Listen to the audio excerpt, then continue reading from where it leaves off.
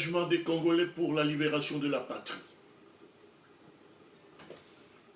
Chers compatriotes, camarades, résistants et combattants, face à l'arrogance et à l'outrecuidance démesurée des occupants tutsis rwandais à l'égard des Congolais de souche que nous sommes,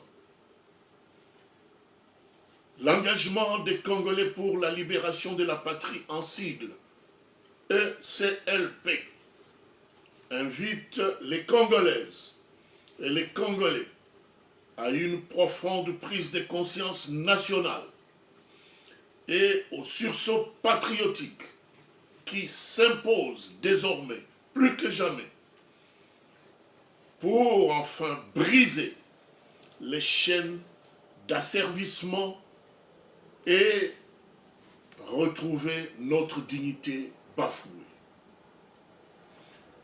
Monsieur Vincent Karega, ambassadeur du Rwanda à Kinshasa, doit être déclaré personae non grata et impérativement chassé, ensemble avec tous les faux Banyamulenge d'origine rwandaise qui se comportent avec arrogance et considèrent notre pays comme un territoire conquis, transformable en colonie de peuplement tutsi pour posséder et contrôler nos richesses naturelles.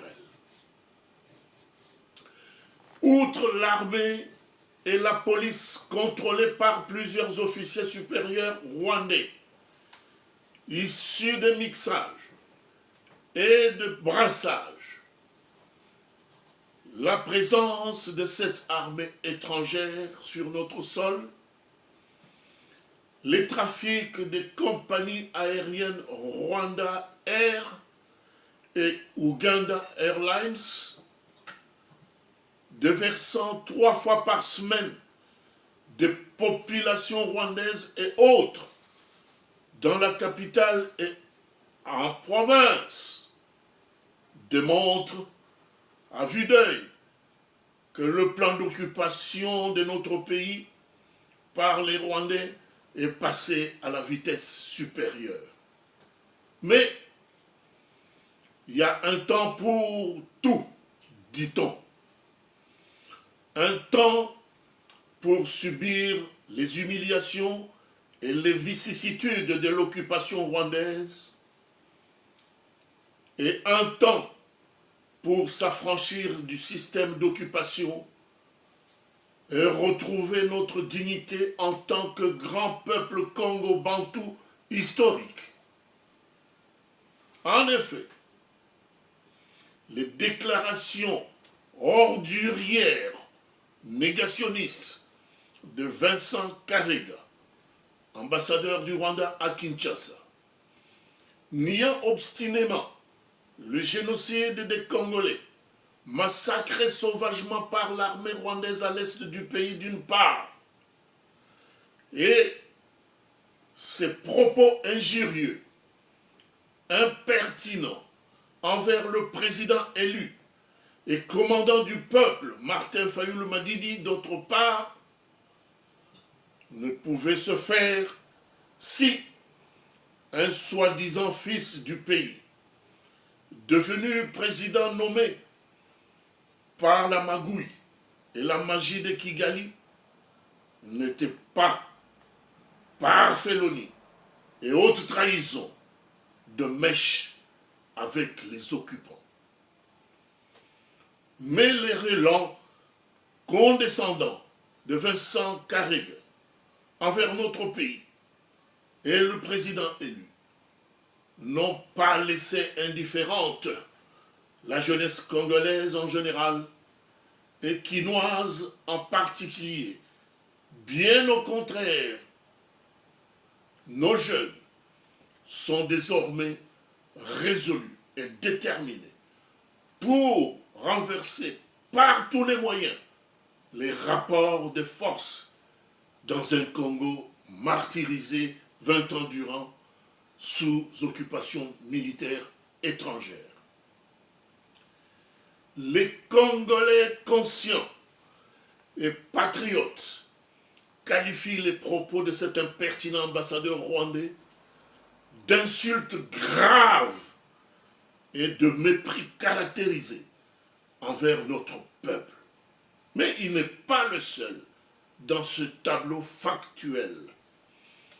D'autres assassins et bourreaux du peuple congolais, comme Rouberwa et Nyarugabo, sans aucune once d'indolence pour des préjudices causés au peuple congolais. Ils ne se gênent pas outre mesure de se targuer les droits, de nous imposer leur velléité, de les accepter de gré ou de force dans notre pays. Sinon, nous allons mourir bêtement ensemble comme des idiots. Dixit Moïse Nyarugabo. Quel toupet!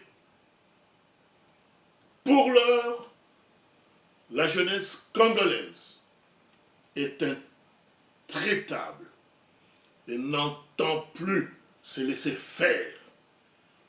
Contre vent et marée, elle est prête pour se prendre en charge afin de briser les chaînes de l'esclavage nous imposées par la faute des collabos congolais, nègres de service et vassaux du pouvoir rwandais.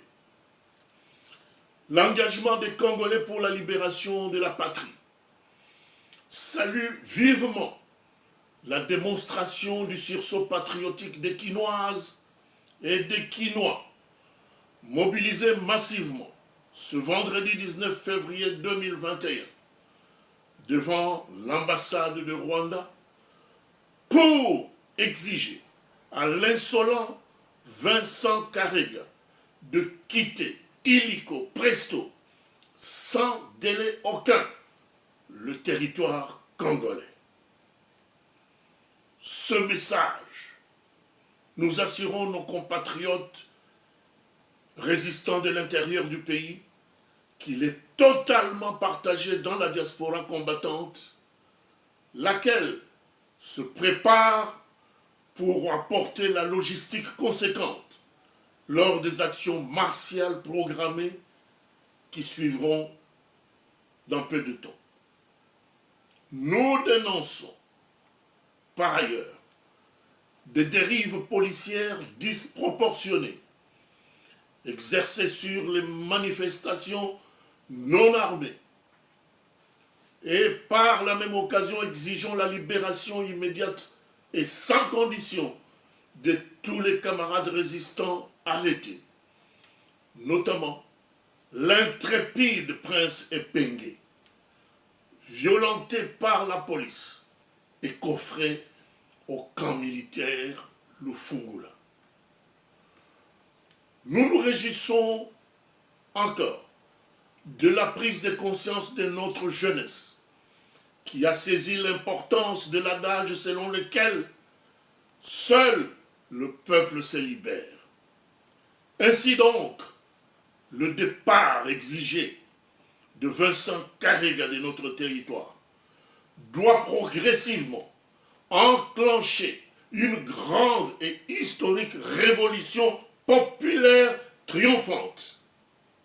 La guerre sera longue et populaire. Elle doit retourner là où elle est venue, c'est-à-dire au Rwanda. Dixit Laurent Désiré Kabila. Et celui-ci de poursuivre, je cite, « Le peuple doit se mobiliser. Tout le monde se préparer pour confronter l'ennemi. Dans chaque village, les gens doivent prendre des armes, même des armes traditionnelles, des flèches, des lances et autres choses. L'essentiel est d'écraser l'ennemi. Parce que, sinon, on va devenir des esclaves de ces petits messieurs de Tutsi. On va se défendre. Et qu'on est obligé de se battre sur son propre territoire, D'abord, pour jeter dehors les agresseurs. Fin de citation. La loi de Talion doit désormais s'appliquer. Pour une dent cassée dans la bouche d'un Congolais, on doit casser toutes les dents dans la bouche d'un Rwandais. Pour un Congolais tué par un Rwandais, nous devons tuer plus de 100 Rwandais, voire plus.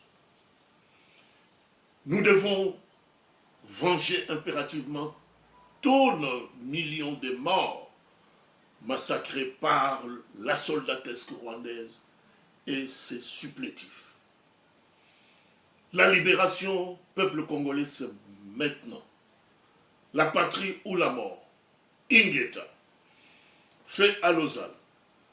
Paul Kaumbu Kabamba, président du Présidium de l'engagement des Congolais pour la libération de la patrie. Ingeta.